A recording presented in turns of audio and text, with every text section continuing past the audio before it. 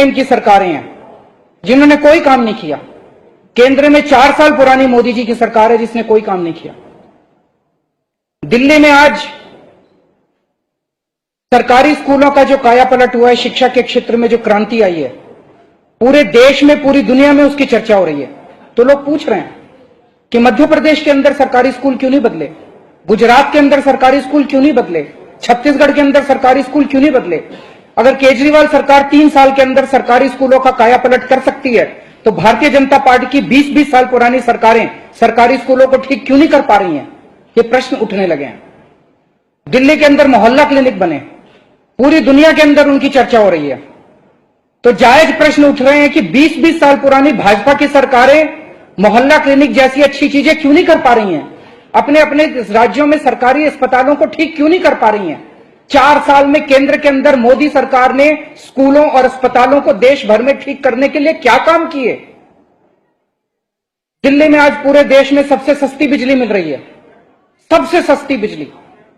तो पूरे देश के अंदर जगह जगह लोग पूछ रहे हैं कि 20-20 साल पुरानी भारतीय जनता पार्टी की सरकारें बिजली कंपनियों से क्यों मिली हुई हैं, बिजली कंपनियों को ठीक क्यों नहीं करती। अगर केजरीवाल दिल्ली के अंदर बिजली सस्ती कर सकता है तो भारतीय जनता पार्टी की सरकारें बिजली सस्ती क्यों नहीं कर पा रही। ये जायज प्रश्न उठ रहे हैं और बीजेपी इनके सवाल नहीं दे पा रही। इसीलिए बीजेपी ने तय किया है कि आम आदमी पार्टी की सरकार को काम करने से रोको। अगर इनको नहीं रोका गया तो प्रश्न और ज्यादा उठने लगेंगे। तरह तरह से हम लोगों के कामों में अड़चन आज डाली जा रही है। आज मैं आपको 2 एजेंसीज के बारे में बताना चाहता हूं, एक सीबीआई एसीबी और एक लेफ्टिनेंट गवर्नर, कि इनके जरिए किस तरह से दिल्ली सरकार के कामों में बाधा डालने की कोशिश की जा रही है। एंटी करप्शन ब्रांच, आप लोगों को मैंने पेपर दिए हैं, ये जरा पढ़ लीजिएगा। एंटी करप्शन ब्रांच और सीबीआई ने हमारे खिलाफ जो जो केस अभी तक किए हैं उन केसों की लिस्ट है। रोज हमारे ऊपर एक नया केस कर देते हैं। पिछले हफ्ते मोहल्ला क्लिनिक से रिलेटेड 3 लाख पेज फोटोकॉपी करके लेके गई है सीबीआई। 3 लाख पेज।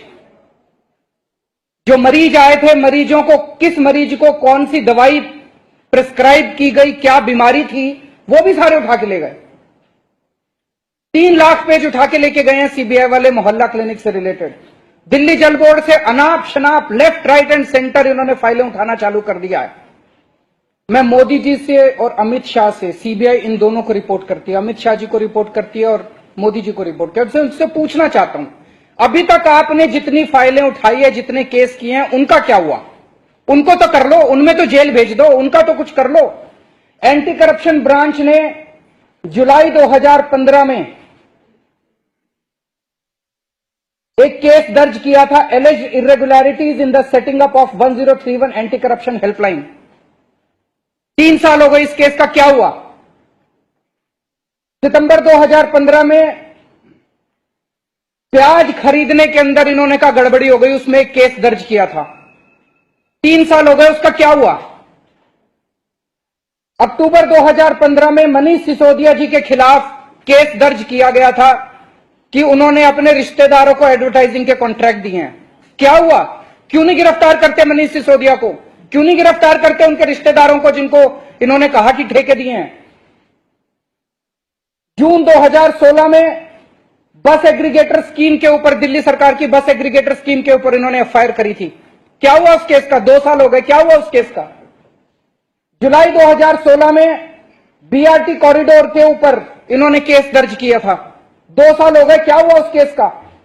मई 2017 में बड़े तामझाम के साथ एलजी साहब, अनिल बैजल जी ने कपिल मिश्रा को लंबी लंबी मीटिंग दी और कहा केजरीवाल ने 2 करोड़ रुपए लिए थे। क्यों नहीं गिरफ्तार करते केजरीवाल को? क्यों नहीं गिरफ्तार करते हम लोगों को? अब नए नए केस करते जा रहे हो। और बड़ी मजे की बात है, ये 6 केसेस की आपको लिस्ट दी है।